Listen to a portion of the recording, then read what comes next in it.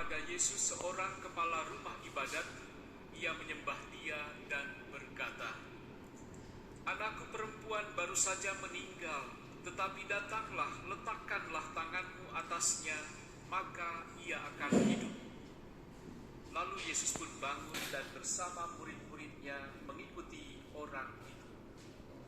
Pada waktu itu seorang wanita yang sudah 12 tahun lamanya menderita pendarahan maju mendekati Yesus dari belakang dan menjamah jumbai jubahnya. Karena katanya dalam hati, "Asal kujamah saja jubahnya, aku akan sembuh." Tetapi Yesus berpaling dan memandang dia serta berkata, "Teguhkanlah hatimu, hai anakku, imanmu telah menyelamatkan dikau."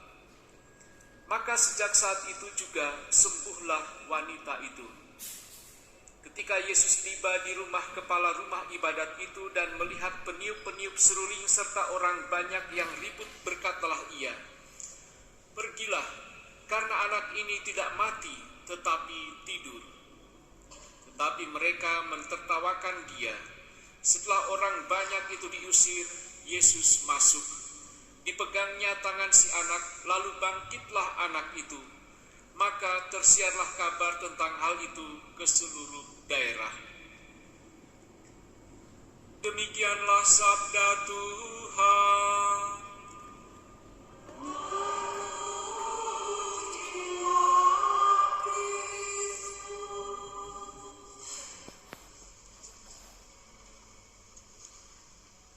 Saudari-saudaraku terkasih, ketika kita mengalami situasi sulit tertentu, entah karena penyakit, entah karena kegagalan, ataupun upaya-upaya lain yang nampaknya tidak memberikan hasil, ada situasi kita mentok, seperti tidak bisa berbuat apa-apa lagi.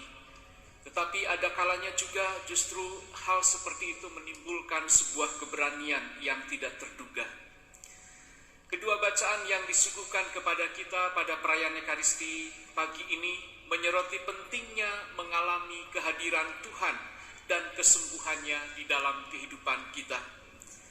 Dalam bacaan pertama dari kitab Kejadian, Yakub mengalami penglihatan yang sungguh menakjubkan tentang kehadiran Tuhan di tempat yang tidak terduga.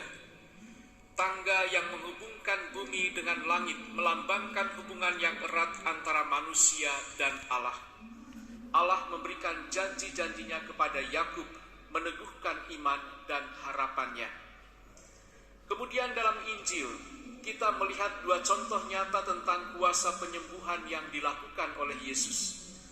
Kepala rumah ibadat dan perempuan yang menderita pendarahan, keduanya datang kepada Yesus dengan iman yang kuat, yakin bahwa Yesus memiliki kuasa untuk menyembuhkan. Dan akhirnya mereka mengalami kesembuhan yang luar biasa, bukan hanya fisik tetapi juga spiritual. Anak perempuan kepala rumah ibadat yang sudah meninggal dibangkitkan. Hal ini tentu saja membawa sukacita bagi orang tua dan keluarga. Kesedihan dan rasa kehilangan mereka dipulihkan oleh Yesus. Wanita yang sakit pendarahan selama 12 tahun serta-merta mengalami kesembuhan hanya dengan menjamah jubah Yesus. Kedua bacaan ini mengajarkan kita untuk mencari kehadiran Tuhan dan mengalami kuasanya di dalam kehidupan kita. Seperti Yakub, kita juga dapat mengalami momen-momen di mana kita merasakan kehadiran Tuhan, menguatkan iman dan harapan kita.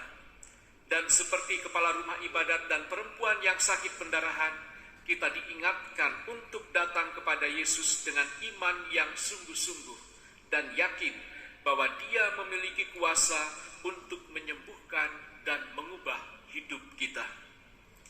Pengalaman Yakub, kepala rumah ibadat dan perempuan yang sakit pendarahan memiliki pengalaman yang mirip.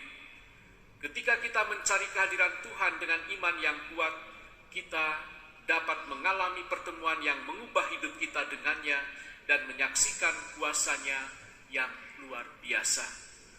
Semoga kita dapat semakin memperdalam hubungan kita dengan Tuhan, mencarinya dengan penuh iman dan mengalami kuasanya yang menyembuhkan di dalam kehidupan kita.